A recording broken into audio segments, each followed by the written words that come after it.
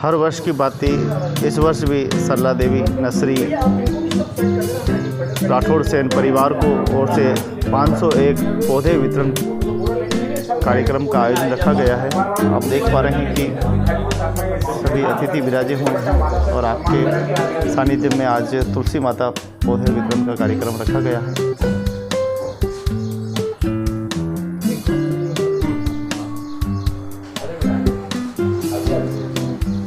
तो तुलसी सबसे पवित्र है। प्रत्येक घर के बाहर तुलसी का पौधा होना अनिवार्य है। प्रत्येक सन्यासिनी अपने घर के बाहर तुलसी का पौधा लगाए और बड़े ही भाव के साथ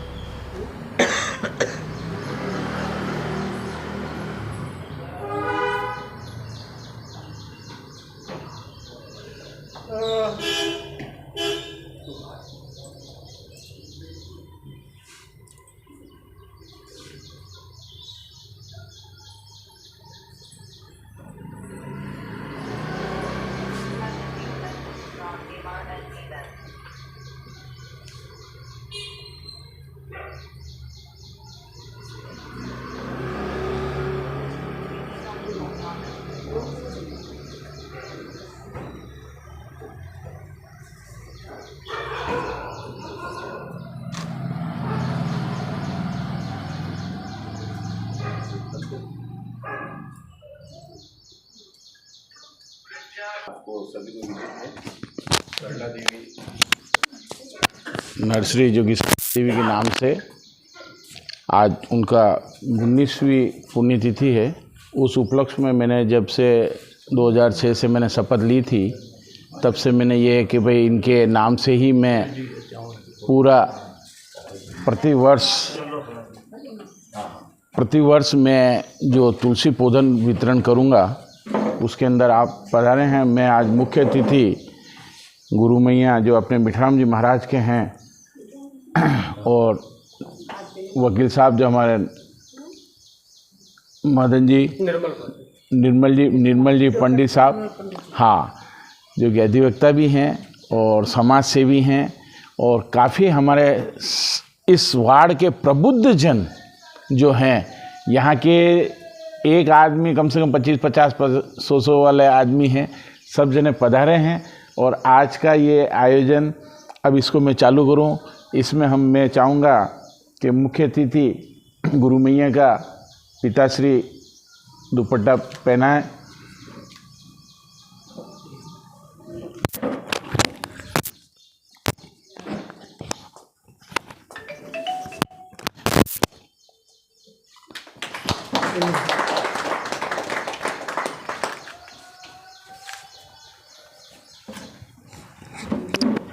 इसी क्रम में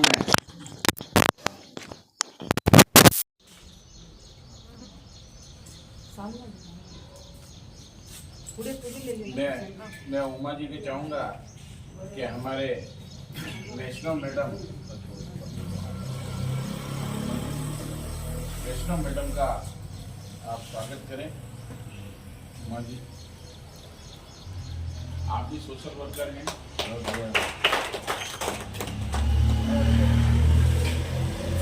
इसी क्रम में तो आप भी तो न मन लेवा देते हैं।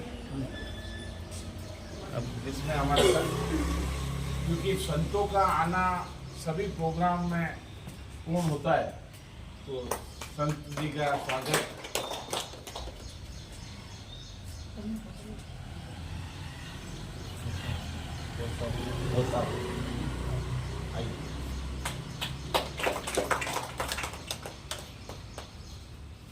नहीं,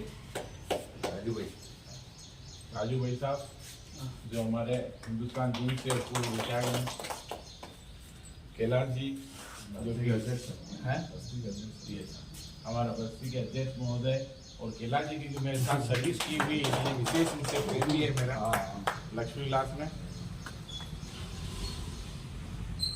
आप प्रतिनिधि पूर्व सांसद जी।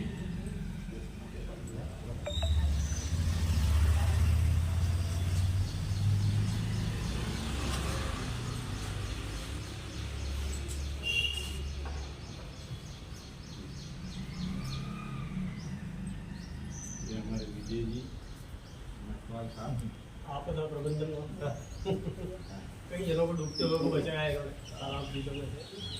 इसी क्रम में कई बार क्या होता है, पर्दे के पीछे छुपे रहते हैं।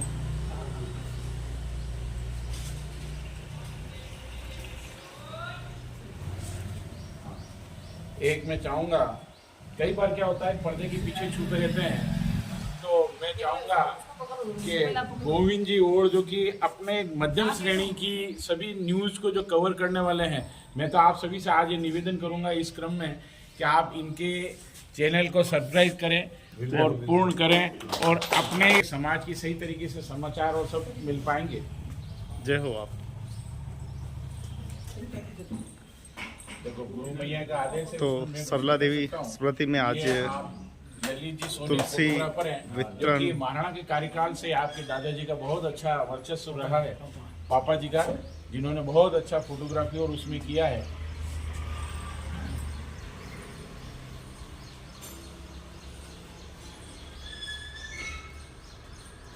सभी पधारे हैं, मैं 5 मिनट का करके अपना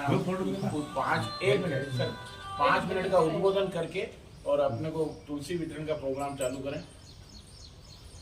जैसा कि आपको विदित है, सरला देवी क्योंकि मेरी माता जी थी, जिनके 2 पुत्र 1 पुत्री और बड़ा पूरा परिवार छोड़ के गई, और माता जी 2005 में नर्स थी, एनएम थी, और देहांत हो गया। उसके बाद 2006 से मैंने एक शपथ ली थी। उसके बाद मैं निरंतर जो है तुलसी पौधे का वितरण का जो मैंने प्रोग्राम रखा है, मैं जिंदगी मैंने शपथ ले रखी है, जब तक मेरे सांस रहेगी तब तक। और मैं चाहता हूँ हर सनातनी के घर पे कम से कम ये तुलसी का पौधा हो और एक दीपदान जो है वो दीपदान किया जाए, जिससे कि आने वाले समय में अपने बाल बच्चों और उसमें एक जागृति हो और संस्कृति का एक वो हो। इस हिसाब से आगे मैं चाहूँगा कि जैसे कि गुरु मैया पधारे हैं, तो आप भी 2 शब्द, क्योंकि आप मुख्य अतिथि हैं, विशिष्ट अतिथि अपने मदन निर्मल जी भाई साहब हैं और वैष्णो देवी मैडम हैं, और बाकी सब आप पधारे हैं। मेरे लिए तो सभी आमंत्रित आगंतुक। जय श्री राम। जय श्री राम। आप सभी को मीठाराम जी मंदिर से मैं हर्षिता दास। ऐसा है कि 17-18 साल से इतना बढ़िया कार्यक्रम कर रहे हैं तुलसी वितरण का, ये बहुत सराहनीय कार्य है। इनको बहुत बहुत आभार, इनको बहुत बहुत साधुवाद। और हम यही चाहते हैं, अभी सनातन धर्म में अगर ये परंपराएं चलती आई है तो चलाते रहे, और इनके भी परिवार में सबको जो विधिवत करते आए 17-18 साल से, हम ये चाहते हैं तुलसी वितरण इनके यहाँ से तो हो ही रहा है, बट आप लेके जाए, आप भी कुछ नहीं, 5-5 तुलसी तो साल में दे ही सकते हैं, कोई ज़्यादा बाहर पड़ता नहीं है। और हर घर के अंदर में तुलसी होना जरूरी है। जहाँ तक ये बता रहे थे कि दीपक शाम को संध्या समय 1 दीपक तुलसी के अंदर होना चाहिए। 5 तो सभी करते ही हैं, वैसे करीब करीब करते ही होंगे, पंडित पे करते हैं, ठाकुर जी क्या करते हैं, तुलसी जी क्या करते हैं। इस प्रकार से हम ये चाहते हैं सभी लोग ये तुलसी का पौधा लेके जाएं और शाम को सब लोग दीपक करें। इसका बहुत अब इसी क्रम में मैं निर्मल पंडित एडवोकेट, और बड़ी प्रसन्नता का विषय है कि इतनी शॉर्ट सूचना पर सभी मोहल्लेवासी पधारे हैं, हमारे वो क्लब के सदस्य और आपदा प्रबंधन वाले। मैं आप सभी को बहुत धन्यवाद देता हूँ, क्योंकि आज धार्मिक जागरूक जो होना चाहिए और अपनी संस्कृति, हिंदू हम सभी एक है, कोई आपस में जाति वगैरह कुछ भेद नहीं होना चाहिए। हिंदू हम एक है और हम सबको एक रहना चाहिए। और जिस घर में तुलसी का पौधा होता है वो वास्तु दोष अपने आप समाप्त हो जाते हैं, ऐसा धर्म ग्रंथों में कहा है। तो मैं पुनः मोहल्ले वासियों का आभार व्यक्त करता हूँ, और ओम जी का मैं इसलिए आभार करता हूँ कि जहाँ भी पिताजी और आप कथा सुनने के लिए जाते हैं, वास्तव में पिता पुत्र की जोड़ी भगवान ने इसीलिए बनाई है कि आप धार्मिक सत्संग वगैरह साथ करते हैं। हमें आप पे गर्व है और इस परंपरा को आप बनाए रखेंगे। धन्यवाद। इसी क्रम में वैष्णो मैडम आपसे भी 2 शब्द। जय श्री राम। मैं बसंती वैष्णो। अभी हाल में उनसे मेरी बात हुई, कल ही बात हुई अचानक ही, लेकिन मुझे बहुत अच्छा लगा कि तुलसी का जो पौधा है, तुलसी एक अपनी माँ है, और जब माँ जिसके घर में विराजमान हो उस घर में कभी कोई समस्या नहीं आ सकती, क्योंकि तुलसी एक पूजनीय है और तुलसी माँ हर घर के अंदर होनी चाहिए। और तुलसी 24 आवर्स ऑक्सीजन देती है, तो बहुत अच्छा है। तुलसी माता अपने हिंदू घर में तो होनी चाहिए। आपने जो संकल्प लिया बहुत ही सराहना किया, और बहुत अच्छा है कि हमें भी इनसे जुड़ने का मौका मिला। काफ़ी समय लगा, आज ही योग हुआ, और हम बिल्कुल इनके साथ में है। और तुलसी अभी पर्यावरण पे हम वर्क भी कर रहे हैं कि हर घर के बाद तो तुलसी का होना ही चाहिए हर घर के यहाँ। और जय श्री राम। और एक ये है, जब भी अपन भोजन बनाए ठाकुर जी को भोग लगाए, तुलसी जरूर डालें, भगवान को भोग पहुंच जाए। इसी क्रम में पार्षद साहब जो हमारे पूरा, हाँ, पार्षद साहब से चाहूँगा कि आप भी 2 शब्द कहें। अच्छा, इस क्रम में सरला देवी नर्सरी में आप लोग सभी पधारे। हमारे साधु महात्मा निर्मल जी बैसा, महिपाल जी चौहान, कैलाश जी हमारे बस्ती के अध्यक्ष, हमारे बस्ती के सभी लोग पधारे। आप सभी का बहुत बहुत हार्दिक स्वागत, अभिनंदन। आज पौधा वितरण में, तुलसी पौधा वितरण में आप सभी पधारे, आप सबका बहुत बहुत धन्यवाद। आप ये चालू करो। तुलसी गुरु जी किसको आप मैं आ जाता हूँ। मैं सब नहीं हूँ, शायद मैं कैसे पोजिशन में थोड़ा ओके, आप इधर आओ, आगे आओ। एक पौधा, लो। हाँ, एक ही पौधा सबको। हाँ, आप बाद में क्या?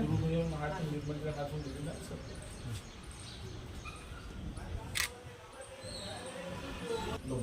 हाँ, पीछे वाले, अब उनके पीछे भी है बहुत सारे। हाँ, और भी अपन भूलना में कंडे भी कभी भी चाहे 12 महीना अपन अच्छा। ये अभी कम से कम मैंने व्हाट्सएप पर डाला ना, 10 लोगों को आगे से उनको पौधे चाहिए। क्योंकि ये इसी का पर सबसे बड़ा पुण्य तो जो यहाँ आगे आप थोड़ा आप पीछे देख लीजिए भाई सेटिंग है।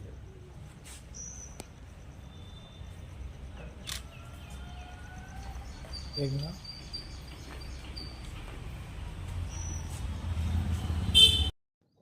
जन्म लेने को तो इस संसार में पेड़ पौधे, जीव जंतु, पशु पक्षी और इस धरती पर रहने वाले रज और कणगण में लाखों करोड़ों जीव जन्म लेते हैं, लेकिन उसमें सबसे सर्वश्रेष्ठ अगर कोई है तो वो है मनुष्य।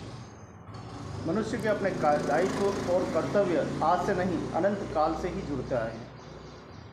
आज हम देखते हैं कि मनुष्य कहाँ तक पहुँच गया। एक समय था जब मनुष्य की रचना हो रही थी, मनुष्य सीख रहा था धरती पर रहना, मनुष्य सब कुछ, लेकिन आज इस युग में लाखों साल के बाद आज मनुष्य धर्म, पुण्य, भगवान, स्मरण जैसे कई भक्ति भाव काम करने लगा है।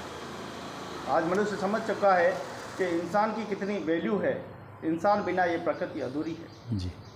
इंसान जब हमारे घर से चला जाता है तो हमें पता लगता है कि इंसान की क्या अहमियत होती है, इंसान कितना बड़ा होता है। ऐसे ही विभूति, ऐसे ही धर्म प्रेमी परिवार से हम आज मिलेंगे जो कि राठौड़ सैन परिवार है। उदयपुर की इस धरती से, राजस्थान की इस धरती से आपको ये भक्तिमय तस्वीरें निकल रही हैं। सरला देवी जिनकी आज 19वीं पुण्यतिथि के उपलक्ष्य में हर वर्ष ये परिवार, आज वो हमारे बीच में नहीं है, लेकिन आप उनकी स्मृति में माँ तुलसी के पौधे वितरण करते हैं। आप जानते हैं कि हिंदू ग्रंथों में और पूरे विश्व में तुलसी का ही मात्र एक ऐसा पौधा है जो निःशुल्क वितरण दिया जाता है। तुलसी अजर और अमर कही जाती है। तुलसी जिनके घर के बाहर होती है उनको लगता है कि हमारा व्यक्ति जिंदा है। ऐसे ही हम सवालों से लेके आए हैं कि आखिर ये पुण्याति परिवार इस काम को कैसे कर रहा है। तो हमारे बीच में गोविंद लाल जी राठौड़ साहब है, सैन साहब है, उनसे हम बात करेंगे कि आप इस काम को, आपका परिवार मिलके, आज भले ही हमारे बीच में आज माता जी नहीं हैं, लेकिन उनकी कमी पूरी करने के लिए आज क्या कुछ आप कर रहे हैं और हर परिवार को, हर सनातनी को, हर एक भारतीय को क्या किस प्रकार से ये करना चाहिए जी। मेरी पत्नी को उम्र आज 19 साल हो गए हैं, मगर मैंने प्रण ले रखा है कि मैं तुलसी का पौधा हर घर पे पहुंचाऊंगा और अभी आज यहाँ वितरण करे हैं और जो रह गए उनको घर घर जाके दूंगा ताकि दीपक लगे और याद रहे कि भाई यहाँ सरला देवी के नाम से दीपक लग रहा है और तुलसी का पौधा वितरण किया गया है। ठीक है, तो संसार में सिर्फ माँ ही एक ऐसी होती है जो निस्वार्थ होती है। माँ का किरदार शायद माँ नहीं होती तो इस सृष्टि में, इस रज कण में कुछ भी नहीं होता है। चाहे माँ का कई स्वरूप है। माँ जीव जंतुओं में भी होती है, माँ धरती को भी कहा जाता है, हमारी मैया है। आज हमारे बीच में मैया नहीं है, लेकिन आज मैया की कमी को हम पूरा तो जीवन में कभी नहीं कर पाएंगे क्योंकि उनके पेट से हमने जन्म लिया है। हम मशीन से तो जन्म नहीं ले सकते। मैया का इतना हमको उपकार है कि मैया अंत समय तक जितनी पीढ़ियाँ हमारी जन्म लेंगी, निरंतर सैकड़ों पीढ़ियाँ जन्म लेंगी, माँ का नाम कभी भी ख़त्म नहीं होता है। माँ कभी भी माँ रहती है। तो हमारे बीच में ओम प्रकाश जी राठौड़ है। आज मैया की स्मृति में ये माँ का सुंदर कार्यक्रम और तुलसी माँ और माँ दोनों को सम्मिलित किया है। आइए मिलते हैं। सर्वप्रथम तो आप सभी इस चैनल के माध्यम से इस प्रोग्राम को देखने वाले को आप धन्यवाद, बधाई। दूसरा, मैं आपसे सभी से निवेदन करना चाहूँगा कि मैंने मेरी माता श्री सरला देवी, जो कि एक नर्स थी, 2005 में उनका देहांत हो गया।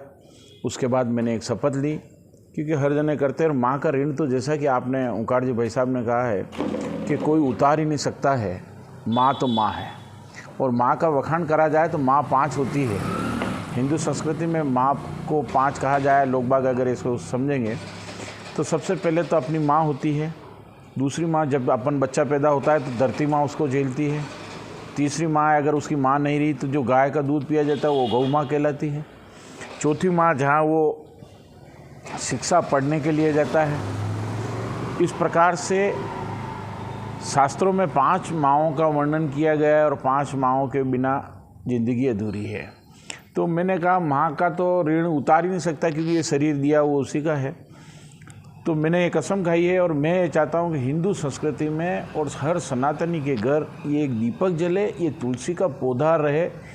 और तुलसी, आप देखो, बीमारी से लेके किसी भी प्रकार से, आपको मैंने पूर्व में भी आप में बताया था कि वास्तु दोष, किसी प्रकार से गंदा वातावरण, कोई भी गंदी चीज़ आपके घर के अंदर प्रवेश नहीं करती है। अन्न धन लक्ष्मी का वासा रहता है, और इसका भोग लगने के बाद जो भोजन होता है वो प्रसाद रूप में हो जाता है।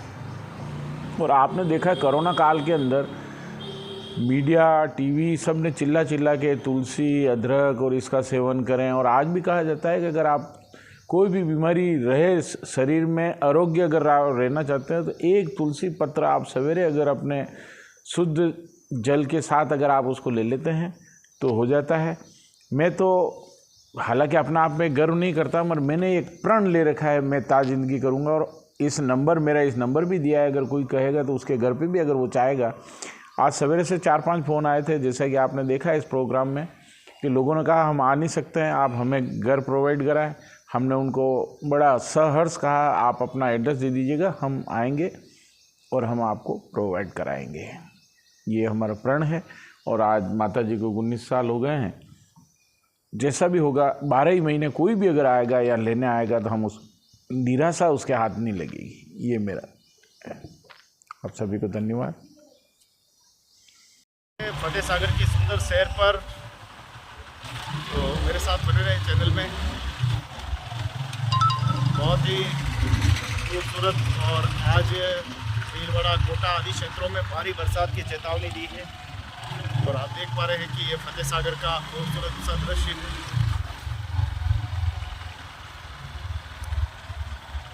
ऐसे गाड़ी चलाते हैं आड़िया। अब ये है इसकी संस्कृति, ये है बल्कि बड़े ज़्यादा चला है। कैसे काम चलेगा ऐसे? तो उदयपुर का ये फतेह सागर झील बहुत ही खूबसूरत सी झील, शानदार, कितना आनंद है देखिए। और इसको हमें 2 मिनट में पूरा करना, लेकिन नहीं कर पाएंगे। हो सकता है कि वीडियो 2 टुकड़ों में बने, लेकिन ये आज का 5 जुलाई 2024 का दिन है। बहुत ही ठंडा सा माहौल है, चारों तरफ बादल छाए हुए हैं। और देखने वाली बात यह है कि बरसात कब आती है, क्योंकि बरसात का माहौल बन रहा है अच्छा। और जब बरसात का माहौल बनता है तभी यहाँ पे देखिए और भी नज़ारा होता है।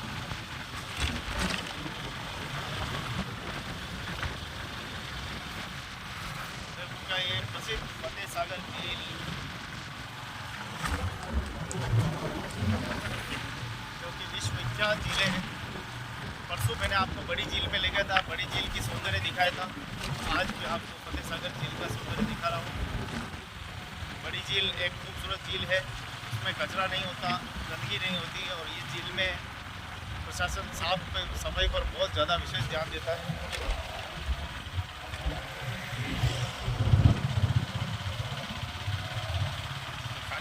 ये लजीज चीज़ पा रहे हैं। फतेह सागर का ये खूबसूरत दृश्य है। दूसरी वीडियो में आपका स्वागत है और ये मुंबईया बाज़ार के नाम से है। हाँ क्या बात, बड़ा ही खूबसूरत दृश्य भाई। कहीं भजन भी चल रहे हैं, क्या चल रहे हैं, कुछ लोग आराम से ठंडी ठंडी हवाओं का आनंद ले रहे हैं। कुछ बहनें, कुछ भाई सब आराम से बैठे हुए हैं। कुछ पर्यटक बाहर से आए हैं, आनंद ले रहे हैं पूरा। बहुत ही खूबसूरत आनंद का लुत्फ और वो सामने नीलम माता कुल मिलाकर बहुत ही खूबसूरत यहाँ का वातावरण।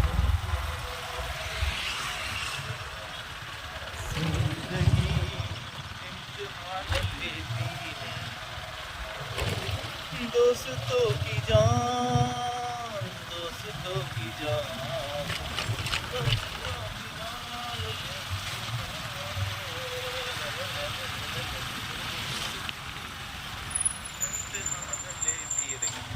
हमारे भाई साहब एक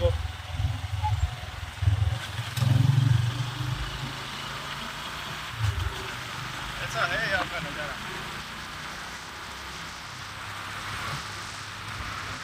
कैसा लगा हमारा उदयपुर दोस्तों, बताएं कमेंट बॉक्स में। बहुत ही हरियाणा और बरसात आती है तब तो और भी मज़ेदार। ये देखिए ये प्रकृति जोरदार है।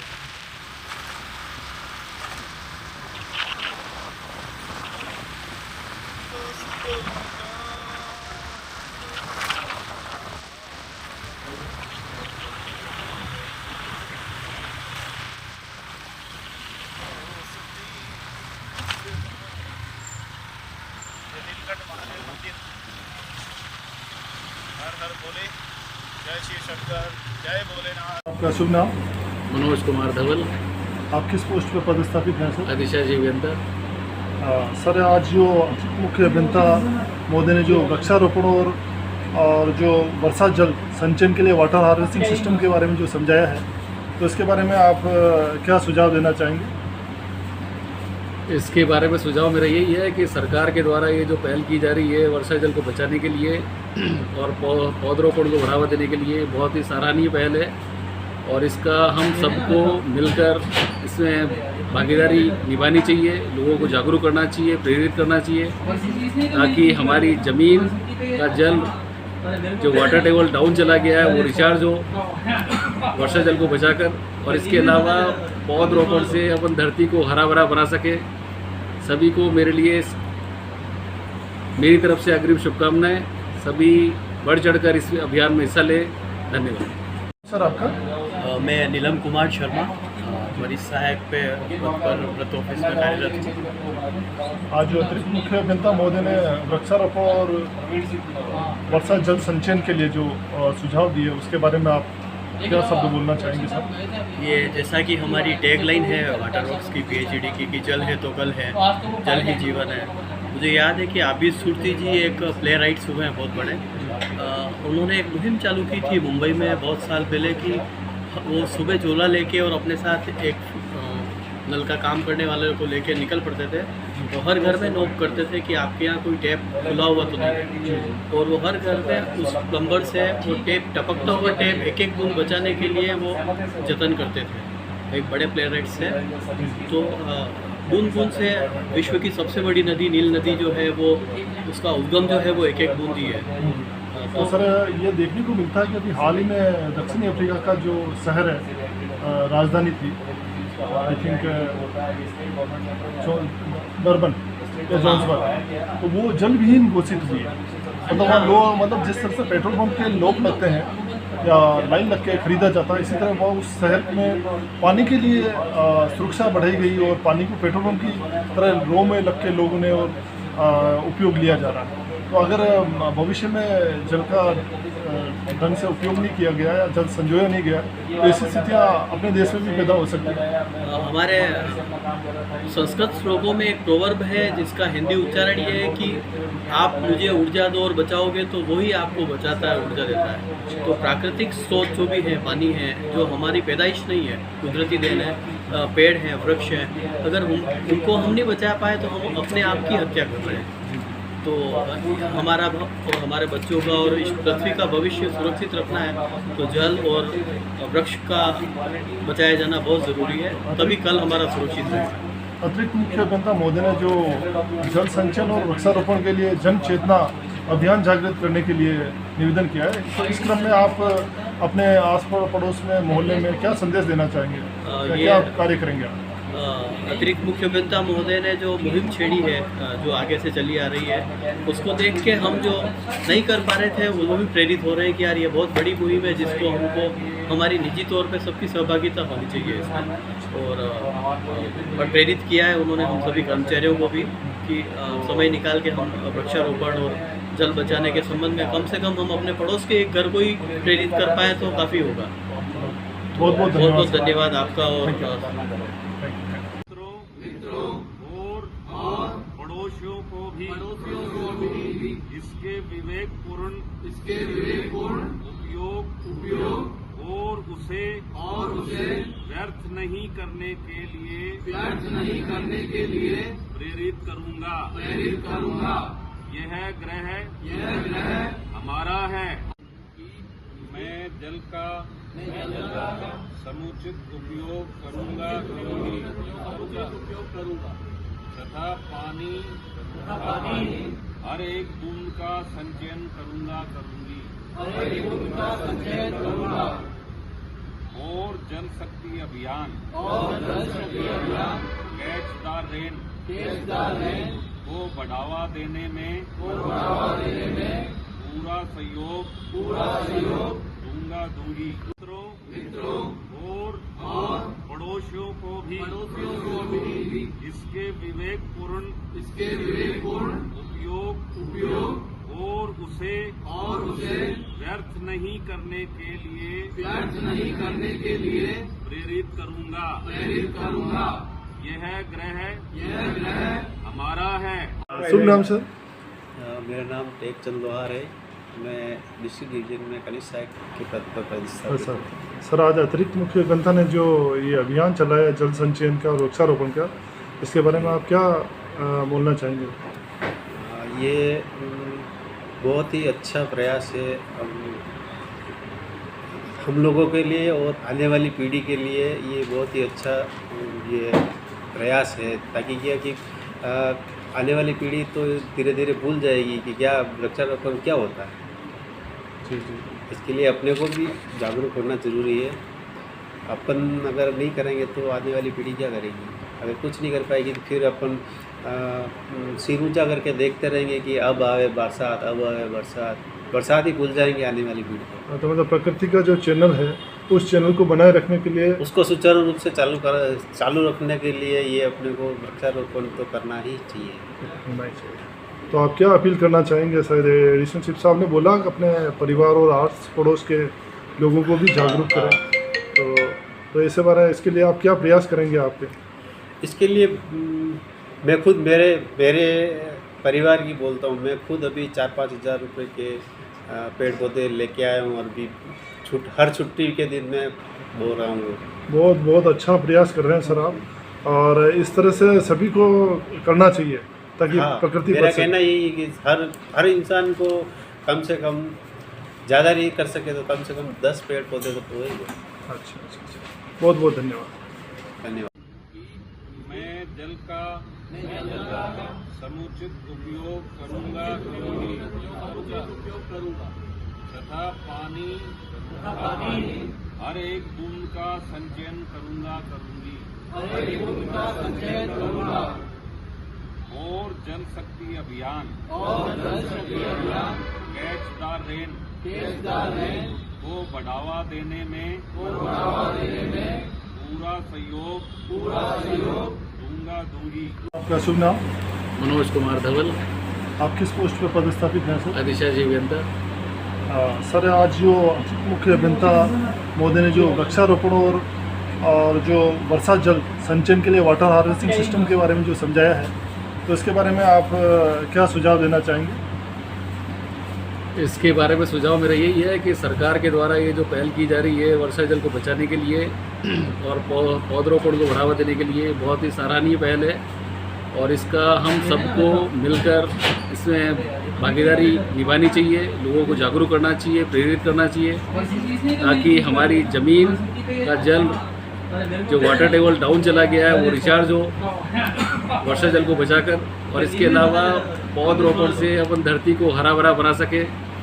सभी को मेरी तरफ से अग्रिम शुभकामनाएं। सभी बढ़ चढ़कर इस अभियान में हिस्सा लें। धन्यवाद। सर आपका शुभ नाम? मेरा नाम भागीरथ सिंह है। भागीरथ सिंह जी, आप यहाँ जिला ग्रामीण खंड में किस पोस्ट पर हैं? कनिष्ठ सहायक के। कनिष्ठ सहायक पर।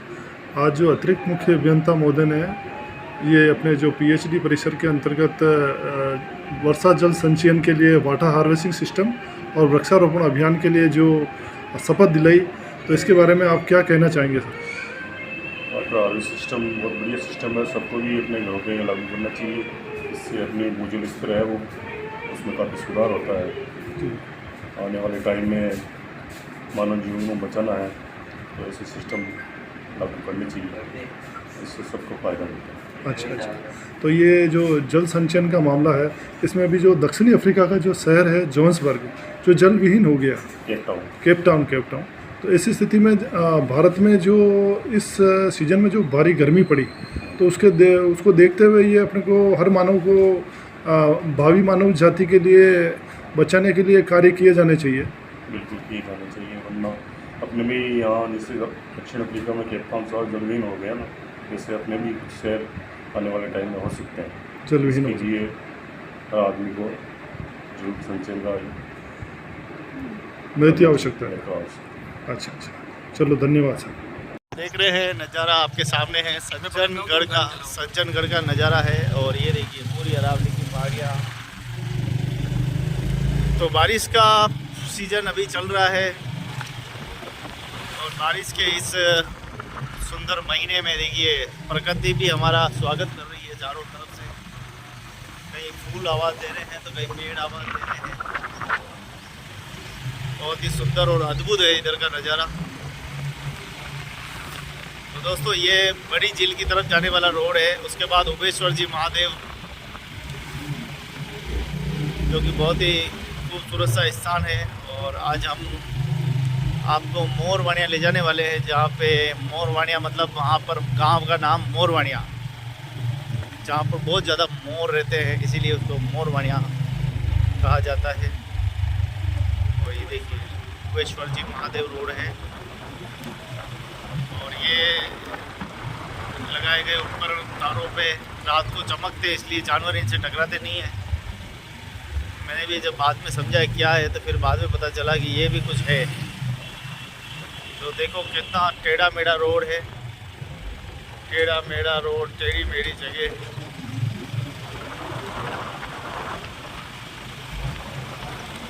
मैं तो माँ की बन गई और माँ का बन गया झूला। रस्सियाँ ने चलियाँ ने अखियाँ ने गलियाँ ने, मैं तो बाकी बन गई और बाकी का बन गया झूला। मैं तो बाकी बन गई। और यहाँ कहता रात को तो करना है ना, रात को नहीं होगी वहाँ, दिन में कहता होगी, रात को नहीं। यहाँ जहाँ जा रहे हो मना कर देना, रात दिन में तो पब्लिक नहीं आएगी ना, आ जाएगी ना। गाँव है पूरा डेंजर रोड है, रात का माहौल है। रात का माहौल थोड़ा ऐसे ही है, ऐसा ही है यहाँ का। मैं तो बाकी बन गई और बाकी का बन गया झूला। इस बाकी का सब कुछ माँ का, मैं तो बाकी की बन गई और बाकी का बन गया झूला। मैं तो बाकी बन गई और बाकी का बन गया झूला।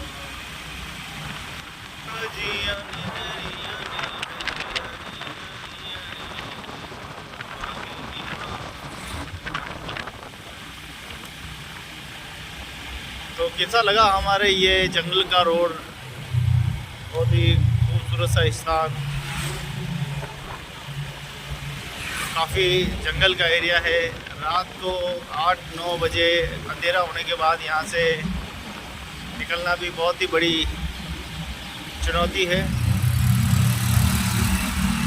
क्योंकि रात को यहाँ पे जंगली जानवरों का खतरा जो है वो बना रहता है।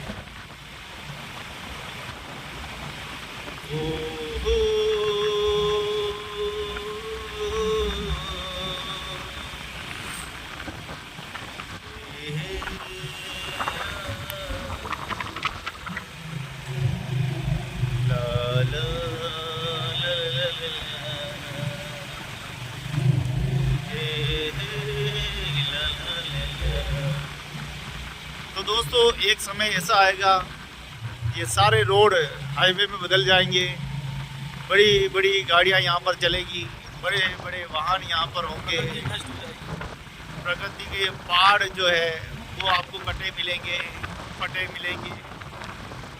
और ऐसी बात नहीं है कि सब नष्ट होगा, कुछ बचेगा। जितना विकास होगा पेड़ भी बढ़ेंगे।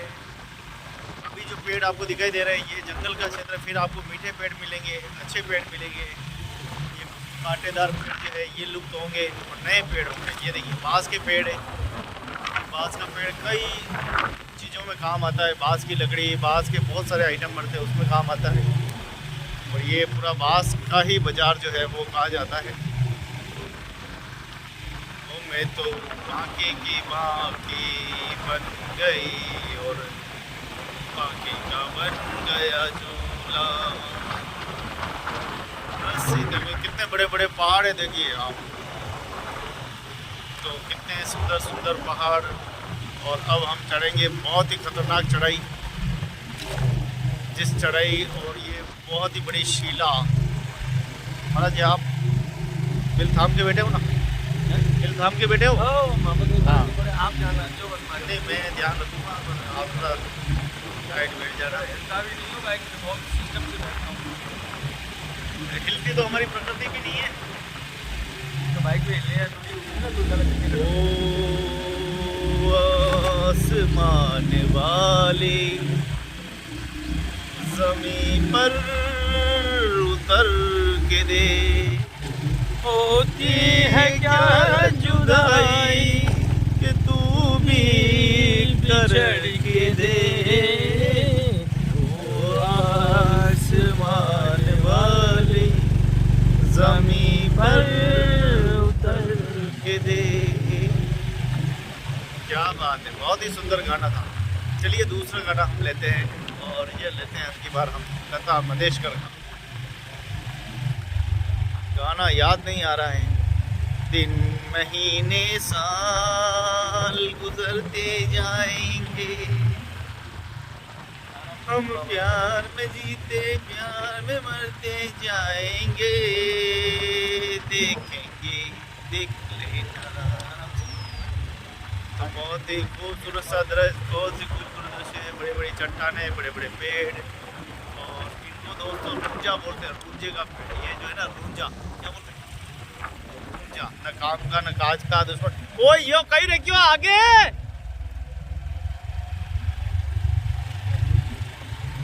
तो देखो बहुत ही सुंदर है। ये आ गया मोरवाणिया।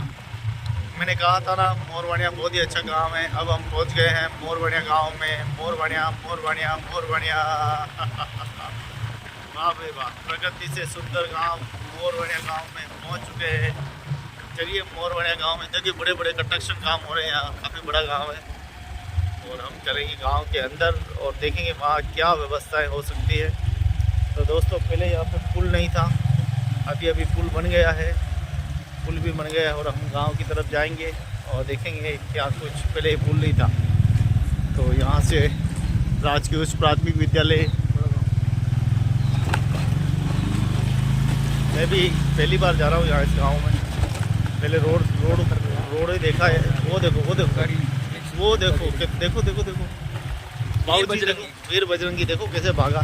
ये नदी है जिससे पानी भरता है, है ना पानी थोड़ा सा हाँ है, अभी आने वाला है, अभी पानी बुलाया। तो चलिए मोरवाणिया आ गया है और अब हम गांव की तरफ चलते हैं, मिलेंगे फिर अगली स्टोरी में। मोरवणिया गांव है और मोरवणिया गांव उबेश्वर जी महादेव मंदिर यहाँ से दिखाई दे रहा है सामने लास्ट वाले पहाड़ों पे। तो बहुत ही खूबसूरत सा गांव है और यहाँ पर देखिए मोरवणिया में बालाजी का मंदिर है, माता जी का मंदिर है और ठाकुर जी का मंदिर भी है भगवान का। बहुत ही खूबसूरत सा दृश्य है और कितनी सुंदर प्रकृति से अद्भुत यहाँ का नज़ारा है।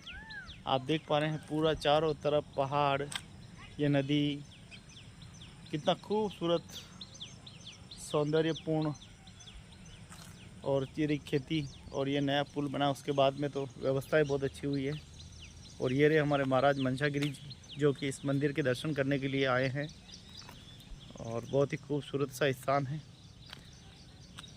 और भगवान का नाम लेने के लिए यहाँ आए। लेकिन बरसात के समय यहाँ बैठने का स्थान लग नहीं रहा है, तो हम देखते हैं वहाँ सामने बढ़िया स्थान है, वहाँ जाते हैं, देखते हैं वहाँ क्या होता है। तो सभी भक्तों को एक बार पुनः हर हर महादेव। तो प्रकृति से अद्भुत बारिश का समय चल रहा है, आइए सब मिलकर प्रभु का स्मरण करते हैं। और देखिए कितना अद्भुत नज़ारा है सामने का, बहुत ही सुंदर खेती हो रही है। मक्की की फसल लगा दी गई है और मक्की की फसल होगी। जय हो। तो देखिए प्रकृति ने हमें कितना कुछ दिया है, आइए सब मिलकर इस प्रकृति की रक्षा और सुरक्षा करें। हमारी ये प्रकृति है और प्रकृति पूरी अद्भुत है, चाहे यहाँ पहाड़ देखो, नदियाँ देखो, नाले देखो, अपने आप में सभी पूर्ण हैं। आइए सभी मिलकर इस प्रकृति की रक्षा और संरक्षण की जिम्मेदारी लें। बारिश का महीना है, वृक्ष लगाएं और अपने जीवन को सुरक्षित करें। बहुत ही खूबसूरत सा स्थान है उदयपुर की ये रमणीक पहाड़ियाँ, उबेश्वर जी की पहाड़ियाँ और ये सुंदर से रोड, जहाँ आप अगर आएंगे तो घुमावदार रोड।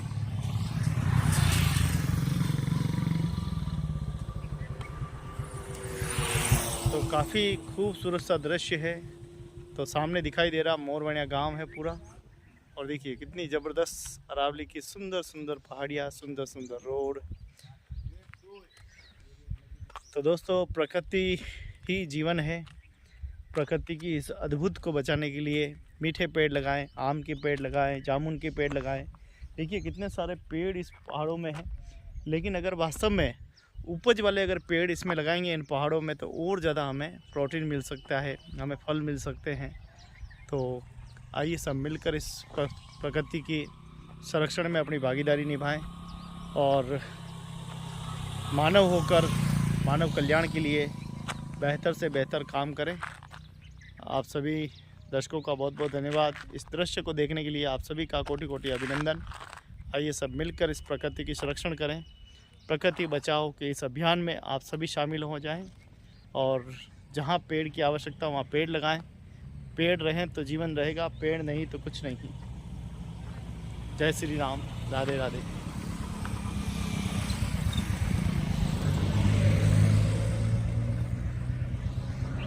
तो आप देख पा रहे हैं कि इस खूबसूरत नज़ारे में विनोद जी भाई साहब भी देखे, हमारे प्रकृति प्रेमी हैं। हाँ हाँ, और जो दो प्रकृति प्रेमी मिलते हैं तो बात ही कुछ और होती है। कैसा लग रहा है? बहुत अच्छा लग रहा है और आपसे मिलके और भी अच्छी प्रसन्नता हो रही है। वो भी यहाँ इस हरे भरे वादियों में, क्या बात है, क्या बात है। तो प्रकृति एक ऐसी है जो हमें जीवन प्रदान कर रही है और इस प्रकृति तभी बची रहेगी तब हम इसका संरक्षण करेंगे, सही उपयोग करेंगे। देखिए ये पहाड़, ये नदियाँ, इनको बचाकर आज भी हमने रखा है और आगे भी इसी तरह से हमें बचा के रखना है ताकि हम अपने जीवन को बचा सकें। आने वाला भविष्य हमारी ओर देख रहे हैं। हमने अगर अपने पृथ्वी को नहीं बचाया तो फिर क्या होगा? और ये तो अब देख लीजिए, अब थोड़े दिन पहले की गर्मी को देख लीजिए। हाँ, और अभी का अंदाज़ा लगा लीजिए और कितना क्या हुआ है। अभी हम खड़े हैं बिल्कुल, इतना ठंडी ठंडी हवा, आप पूछो मत। यहाँ फुल ऑक्सीजन है, कोई कमी नहीं है। ऐसा लग रहा है जैसे स्वर्ग में, बिल्कुल स्वर्ग का अनुभव हो रहा है। क्या बात है, क्या बात है। बहुत बहुत धन्यवाद। आप सभी वीडियो को देखें, और लाइक और सब्सक्राइब चैनल को ज़रूर कर दें। बहुत बहुत धन्यवाद। जय हिंद, जय भारत। तो दोस्तों, ये है उदयपुर की अरावली वादियाँ। ऐसा नज़ारा आपने नहीं देखा होगा पहले। देखिए मेरे साथ में देखिए मनशागिरी महाराज, और हम दोनों अरावली वादियों का बड़ा आनंद ले रहे हैं। क्या लग रहा है? बहुत आनंदित। भगवान महादेव का क्षेत्र है, क्योंकि बाबा ऐसी जगह पे विराजते हैं और बाबा के चाहने वाले भी ऐसी जगह पे रहते हैं। यह सिद्ध और साधक का दोनों का बड़ा सुंदर स्थान है। यहाँ रहना चाहिए, आना चाहिए, देखना चाहिए और भगवान महादेव के साथ बैठकर यहाँ प्रकृति का आनंद लेना चाहिए, अनुभव करना चाहिए कि प्रकृति कितनी सुंदर है और भगवान बाबा महादेव हमारे कहाँ विराजते हैं, कैसे विराजते हैं, इन चीज़ों का आनंद लेना चाहिए। जय महादेव। हर हर महादेव शंभो, हर हर महादेव शंभो, हर हर महादेव शंभो, काशी विश्वनाथ गंगे। हर हर महादेव शंभो, ओ काशी विश्वनाथ गंगे, ओ काशी विश्वनाथ गंगे, भोले पार्वती के संगे। दिख रहा हूँ ना, सारे नज़ारे दिखा रहा हूँ मैं। देखो ये बांस के पेड़ दिखा दिए, पहले भी दिखा दिए और अभी भी दिखा रहा हूँ। विशाल जंगल है, शेर, टाइगर, चीते, लोमड़िया, भेड़िए और कई ऐसे जंगली जानवर यहाँ देख सकते हैं। रात की 12 से 1 बजे के बीच में आपको अक्सर यहाँ पे रोड पे दिखाई देंगे और यहाँ का अद्भुत दृश्य है, यहाँ की पहाड़ों का, जंगलों का। और आप देखें कि वहाँ पर देखो, सामने ऊपर देखो, एक कंस्ट्रक्शन हो रहा है जिसको ऊदी बोलते हैं। राजा महाराजा उस ज़माने में भी शिकार किया करते थे। क्या बोलते हैं? ऊदियाँ बनाते थे, शिकार करके वहीं खाते थे और वहाँ ऊपर चढ़ के देखो ये नज़ारे लेते हैं। तो कुछ ऐसे स्थान बने हुए हैं बड़े बड़े पहाड़ों में। ये देखिए बहुत ही खूबसूरत है। इस जंगल से अगर रात हो जाए और गाड़ी ख़राब हो जाए तो क्या हालत हो सकती है, आप पता लगा सकते हैं क्या उस आदमी की हालत होगी। गाड़ी छोड़ के भाग जाएगा। और सामने आप देख पा रहे हैं कि सज्जनगढ़ दिखाई दे रहा है, छोटा सा दिखाई दे रहा है लास्ट वाले पहाड़ पे। यहाँ से अद्भुत नज़ारा है। तो ऐसा ही है हमारा हरा भरा Udaipur, green Udaipur, smart city Udaipur, क्या पता नहीं कितने ही नामों से इसको संबोधन करते हैं। तो मरुधरा भी इसको बोलते हैं, कितने ही नामों से इसको जाना जाता है।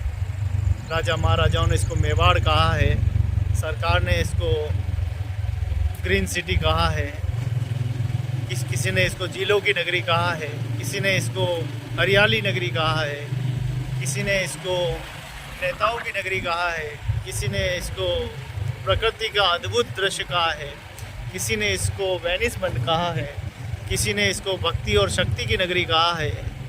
न जाने कितने ही नामों का वर्णन करे। जैसे भगवान कृष्ण को जो पत्र लिखते हैं ना कोई, कि सांवरिया थारा नाम हजार कैसे लिखूं, कंकुपत्री लिखे, वैसे ही इसके नाम है उदयपुर को। न जाने कितने ही नामों से उदापुर भी बोलते हैं, उदापुर भी बोलते हैं, इसको नागदा भी बोलते हैं। कई नामों से इसको संबोधन किया जाता है। प्राचीन इसका इतिहास है, प्राचीन इसके ग्रंथ है। और गाड़ी भी कैसे चलती है देखो यहाँ पे। हाँ, देखो हमारे आदिवासी भाई ऐसे चलाते हैं इसको और फिर भटिंडापुर पहुँच जाते हैं। हर हर महादेव शंभो, काशी विश्वनाथ गंगे, ओ काशी विश्वनाथ गंगे, भोले पार्वती के संगे। हर हर महादेव शंभो, काशी विश्वनाथ गंगे। हाँ, ये देखो शिकारी।